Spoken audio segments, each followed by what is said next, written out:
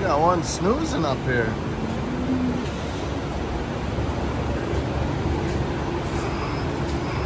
You having a good rest there, girl? Huh? Good morning. Well, we're gonna do something a little bit different here to start the morning off, I think. Yeah. We're gonna grab the slinger and take it up. Got to clean out Group 1's feed bunk. And now that harvest is slowed down, I would like to start daily spreading our dry cow manure.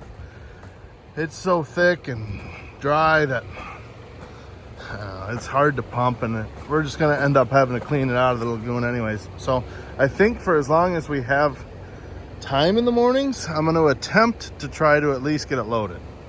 It won't be a full load. I might be able to fit 2 days on a load, not sure, but I don't know. We're gonna see how this goes. Maybe it'll just go up in flames and not work at all, you know? Kind of one of those experiments. Try to save time, might end up spending more. We'll see. Mercy sakes alive, looks like we got us a convoy.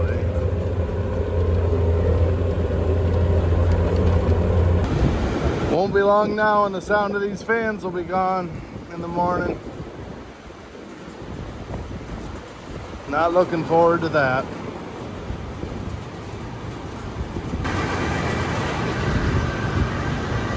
So here's what I'm gonna do, because I don't really have a place to scoop against. I'm just gonna scoop up what I can, put it in the spreader, and if there's just a little bit left, I'll just shove it in with the tire. But I think I could probably get 95% of that onto the spreader.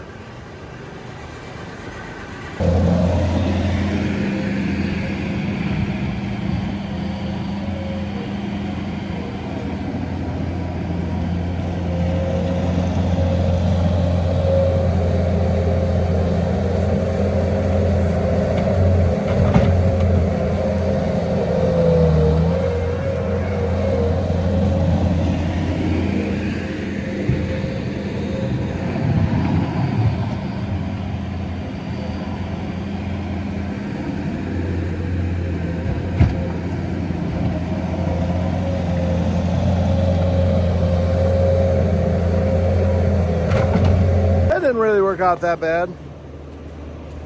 The video before I edit it is 6 minutes and 42 seconds. So it's gonna take me probably all said and done 10 minutes extra each day. Not a big deal. Here's why we're doing it. Trying to avoid this. The best way to handle sand is just to get rid of it before it even settles, or has a chance to settle. Obviously, daily spreading at 800 cows is not realistic, nor something I want to do. But I just figured the dry cows is hands down the worst. It's because their manure is so dry. There's not a great way to agitate it in. You see, this end looks different. Even this isn't sandy, it's just kind of crusty. But this is the milk cow side of the lagoon. So it's that side's definitely the bad side. So like I said, on mornings like today, we did get rain. I haven't checked the gauge yet, but what I was getting at is mornings like today, when things are slower, we will we'll try this for a while, I guess. All right, well, I just ran home and got some breakfast and took the kids to school, and the sky opened up, which is excellent. We got a little bit of rain last night, not sure how much, but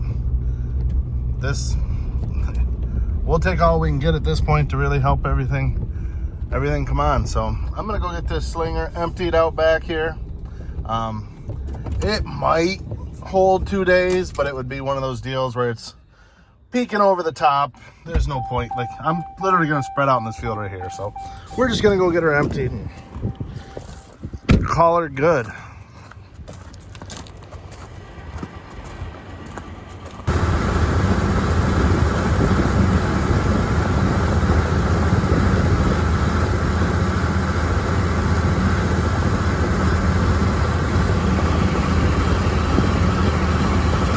Problem is, none of my windshield wipers or anything in this old tractor work. Oh well. Yeah, this old girl's seen better days. I'd love to get one of them reman cabs for this thing someday. Be a nice tractor then, because it's all rebuilt. Just the cab is totally shot. We had a little fire underneath the cab before we rebuilt the motor.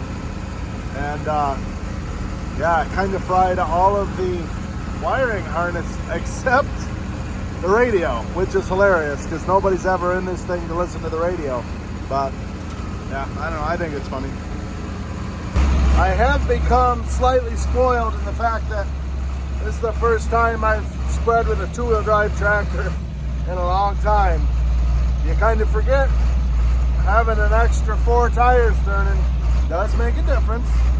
But I grew up in a two-wheel drive 1066, so just had to get back used to it. But boy, you come into a corner wrong, yeah, make you poop your butt cheeks a little bit. Also, like I said, gotta figure out the window situation because you can just barely see the spreader with the rain. So, granted, it's not gonna rain every day. Oh well, we're gonna go check on Grandpa, see what he needs help with today. If he doesn't need anything, maybe we'll get that disc unhooked, hooked up to the big noon spreader, get that rig greased, and maybe I'll clean out the manure truck, get that sand cleaned out. That's something I've been wanting to do. I don't know, let's see what the day brings here.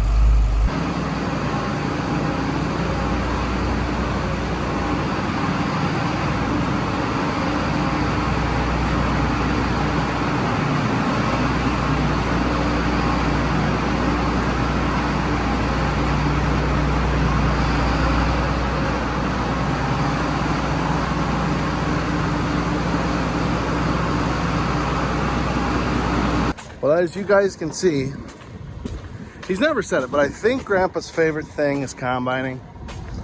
He really likes to plant corn in the spring. Really likes to chop, but I think his favorite's combining. So just as soon as everything was washed and put away, he got that baby out. He's ready to roll. So I'm gonna go up and give him a hand. I know we gotta pull all the snouts off so he's gonna go through that head. He'll probably tinker on that for most of the week, honestly. But it's nice. I like to try to help him as much as I can with it. But yeah, so we're gonna run up there and see what all he needs us to do up there. I don't know how much of it we'll get on tape, but we'll see. It's still raining, sprinkling, but raining, moisture, good. So yeah, the old 9500. Just an old combine, but simple and just keeps on chugging. So yeah, let's see if we can fit it in the shop. That's going to be the next challenge here. We got the baler still in there. We're waiting on a part for that baler. Love to be able to get that out, but what are you going to do if the part's not here? Part's not here. So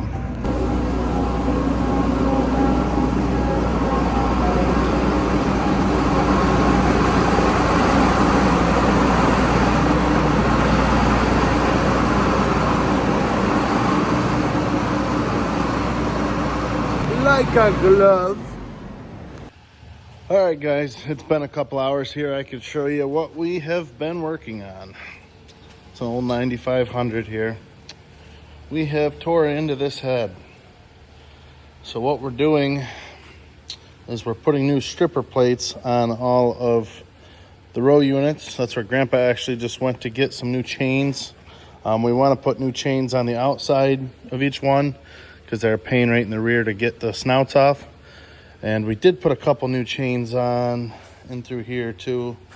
That one's new, that one's new, and that one's new. That one was a new one that we had riding on the combine. So it's new, but it looks a little rusted. But yeah, so he's gonna go get some chains for the outside row units. So how this works, guys, for those of you who don't know combines, which I'm on board with you. I don't really know a lot about them. I've never actually ran it, but I get the general gist. So generally these are obviously on top of here, covering up the chains. So the corn stalk comes in like this.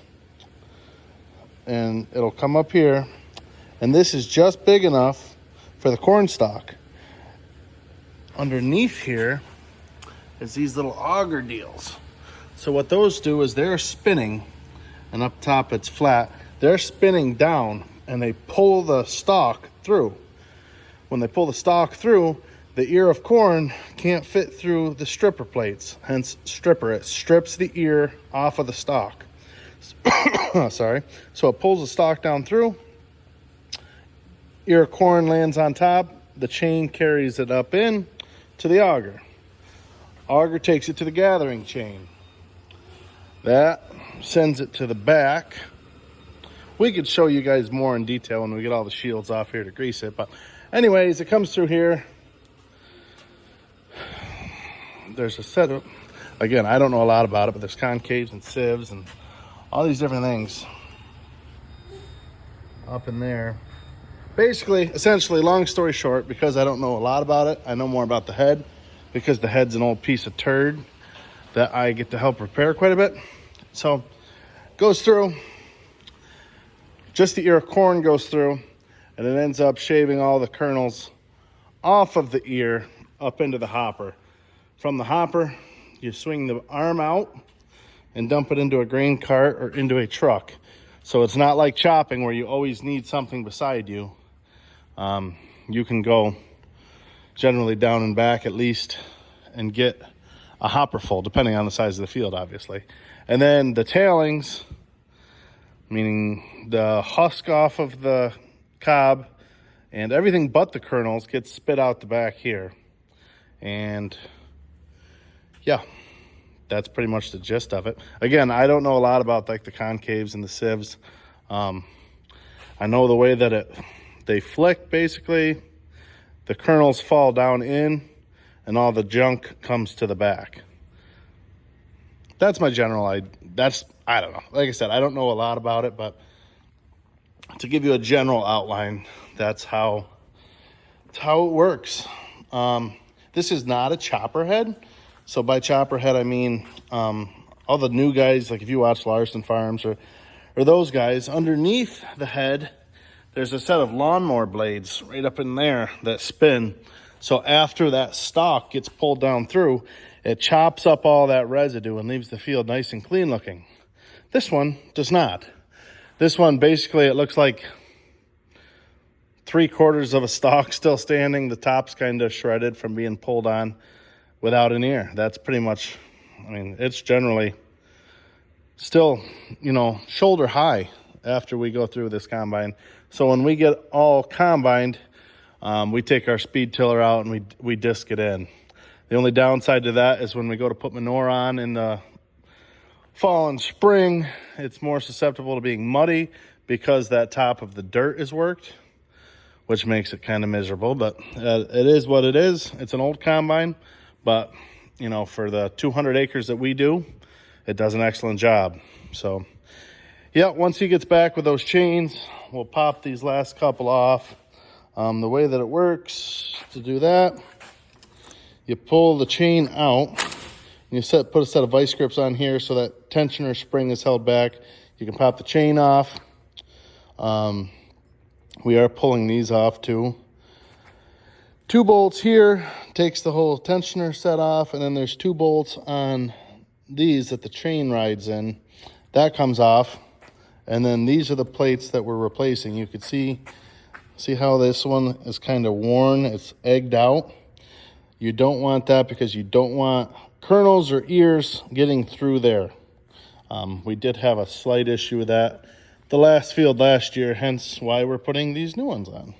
And these are adjustable, so as they get worn out, you can loosen up those 4 bolts, those 4 1/2-inch bolts, and just kind of tap them in and set them wherever you want. I don't know if there's a exact distance they're supposed to be apart, but I know that Bob, he just knows where he likes them. So that's what we're up to here. I'll probably pull all of these shields off and start to get it greased as well. This is a bear to grease, so it's not the most enjoyable, but we're gonna get her greased up. Yeah, should be good. We're definitely early. Like, we're not gonna be combining for a couple weeks, but We get it in here. There's an independent guy who I believe used to work for John Deere that lives down the road. He comes and he sets up all of the internal stuff for us. So we don't screw around with that, hence me not knowing much at all about how that works. But like I said, this is something that we do. We do have an old head up in the woods that has some parts on it, but most of the parts are pretty marginal at best. But in a pinch, we do have that. Last year, I welded a new tray in underneath here because underneath this auger was all wore out and rusty and started having pinholes, and that's not what you want. You don't want that corn having any place to escape. So I did AgriFab down the road, fabbed us up a nice pan, and I welded her on there. So anyways, guys, that's what we're up to here. Heading out to lunch now. See what we've got. Wow, almost 2/10. Feels like it's been more than that, but who knows? It's just kind of misting. So oh well, grab some grapes, be on my way.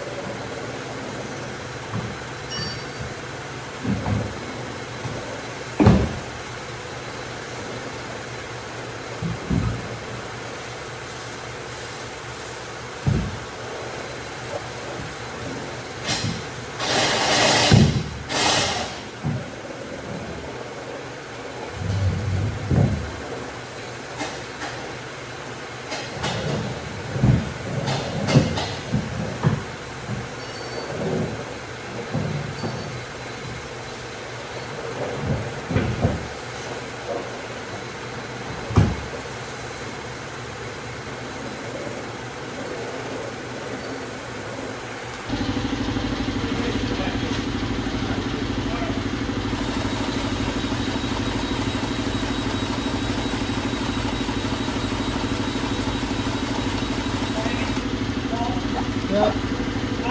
Yep. You said 20 pumps in each one, right?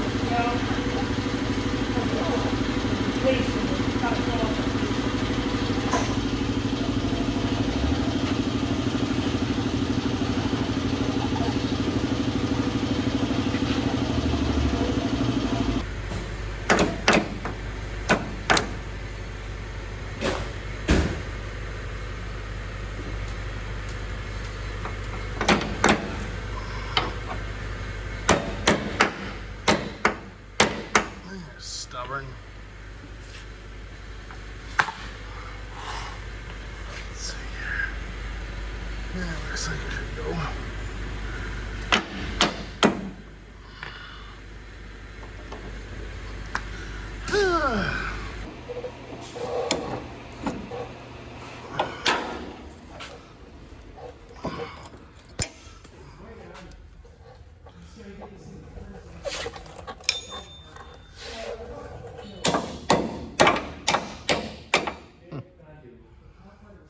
Bingo.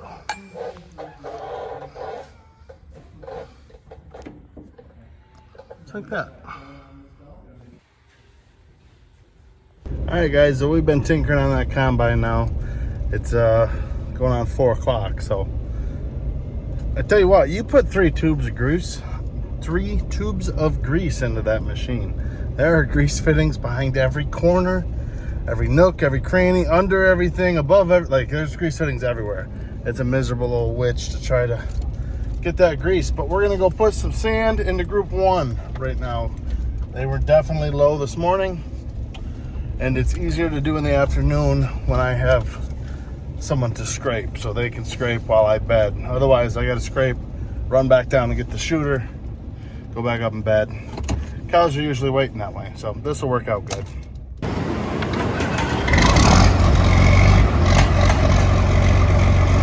Get out of that feed bunk. Yeah, you.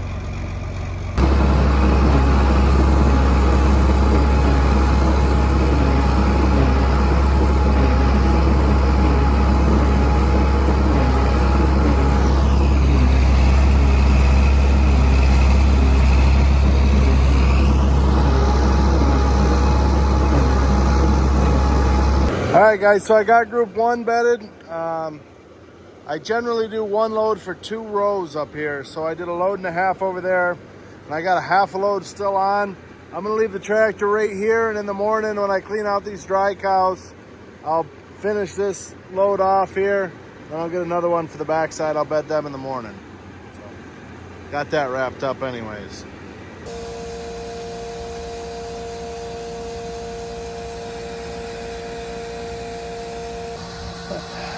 Old 9320 was just a little bit thirsty.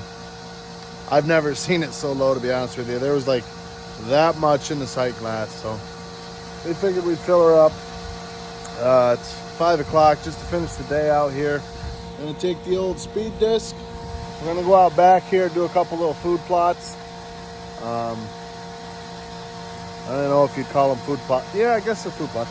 Just little like 1 acre spots. I want to do 2 of them out there. For the deer, we can get that worked in quick. But once I get that worked in, maybe, I don't know if I'll have time tonight.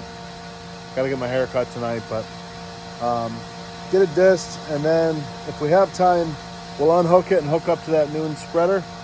I want to get that done because it is a little greasy. We're up to 4/10, so a little under half an inch, but just greasy enough where I don't think the truck would want to go as far as spreading manure goes. So if I got this back hooked up to the noon, it is a skosh faster too. And as I said in my one video there, it's definitely less compaction in the field running the big spreader versus the truck. So I'd like to get it hooked up so if I have enough help, we can run that. So, but to do that, I want to get these food plots worked up. So long story short, that's what we're going to go hammer out quick. Probably be about 10 minutes trying to fill this thing with fuel. I do got some rocks on the front. I can throw them. We got a ditch over here. Maybe I'll go do that. Maybe I should quit jabbering and like do something. So yeah, I think that's what we're going to do. Grab those rocks. What the heck. Just remembered another spot I should do quick is this little, make a couple passes along this creek. So part of the soil and water plan that we signed up for when we built this lagoon, it states in the whatever it is, contract, whatever, that we've got to have a cover crop 30 feet from this creek back here. Now technically there's already swale for 5 to 10, but so if I made 2 passes and they've got a certain blend that they want us to use, so I'll make a couple passes. We're not going to drill it. We got a little hand spinner. We'll bring that out and spin that on when they drop it off. I don't know what exactly the mix is, but there is a certain mix that they want you to use. So you can see what I mean. There's like a 10-foot vegetative buffer already that we leave on purpose, but they just want it to be 30 feet. So yeah, we'll make a couple passes here as well.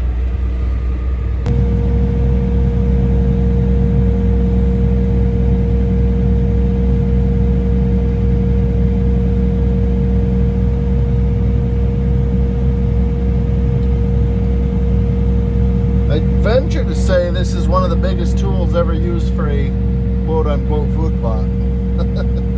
Usually food plot stuff's like 6 foot wide, big enough to go behind a compact tractor. But this is food plot 101 Western New York style right here. All right, guys, we got it all disced up, so I'm gonna get it unhooked here.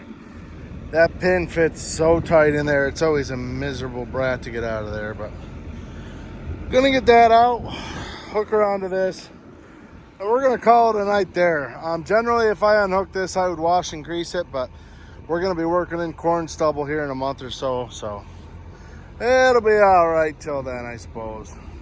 Anyways, guys, thanks again for watching. I really appreciate everyone who watches, especially the people who watch every video. I'm starting to see a trend of people that comment and everything like that. I really, really appreciate it. Share the video out with your friends. Tell them about the Goofy Dairy Farmer on YouTube.